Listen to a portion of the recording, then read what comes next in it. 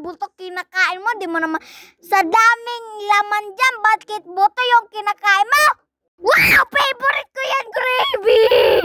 Bakit ka ba nagja-Jollibee? Tsaka nagmamakdo araw-araw? Ano bang nangyari sa iyo? Ba't ang lagi sa sarap ng kakakain mo? Hindi naman ako araw-araw nagja-Jollibee at nagmamakdo, no?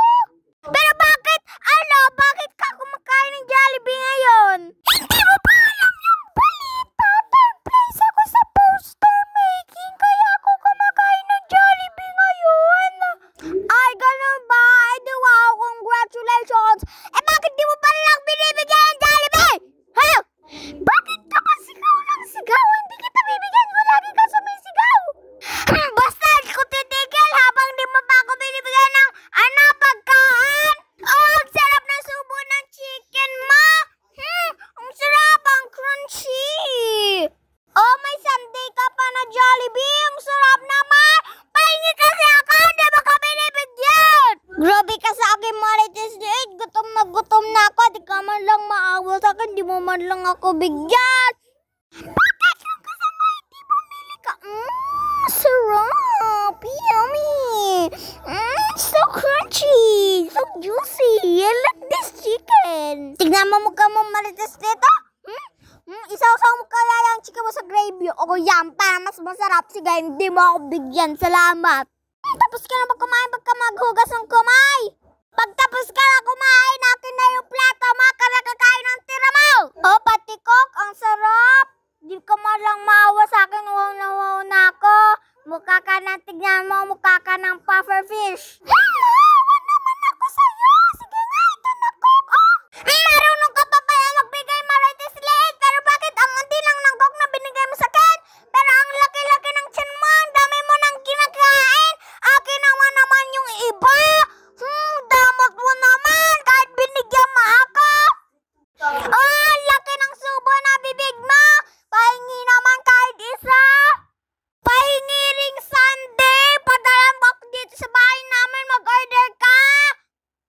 Sige, mag-order ako. Pero ikaw magbabayad. Charot! Ito na nga.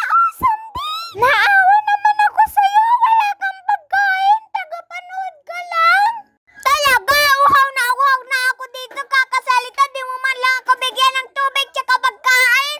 Kahit isang butil lang ng kanin, okay na yan. Di mo man lang ako bigyan. Pahingi naman. Pinaghalo mo pa yung sundae at coke. Ano kayang lasa niyan? Mag-float? Ay, Jollibee pala yan. Ano yan? Jollibee float? Hulaan ko, magsa-sparkle yan. Tignan mo. Sabi ko na sa'yo na sparkle. Pause na ako. Sige, kahit ka lang. Ang sakit na ng lalamunan ko. Kakasalita dito. Di ka malang magbigay ng pagkain. Kahit isa, yung bibigay mo sa akin? Isang ng gravy? Kaya bibigay mo sa akin, hindi pala kakainin mo pa rin. Damot mo, Marites Liit. Ay, sige na nga. Bibigyan na lang kita. Bibigyan kita next week. Next week? Baka bukas nga, panis na yan. Hindi ka kasi nakapaghintay. Sabi ko, pag nag-Jollibee ako next week, isasama kita. Pero kailangan mo hindi sumigaw. Sige, basta ikaw magbabayad, Ikaw magbabayad. Di mo man lang ako ngayon binigyan ng chicken mo. Binigyan mo lang ako ng isang kalahati tuloy. Basta na yan.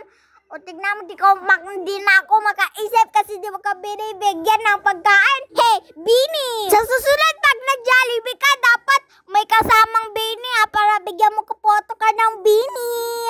Tignan mo, pati yung kutsara ng inunguya mo. Yan, sira na tuloy. Akin na lang yung coke na tira mo. Tignan mo, busog ka na. Di mo man lang ko binigyan.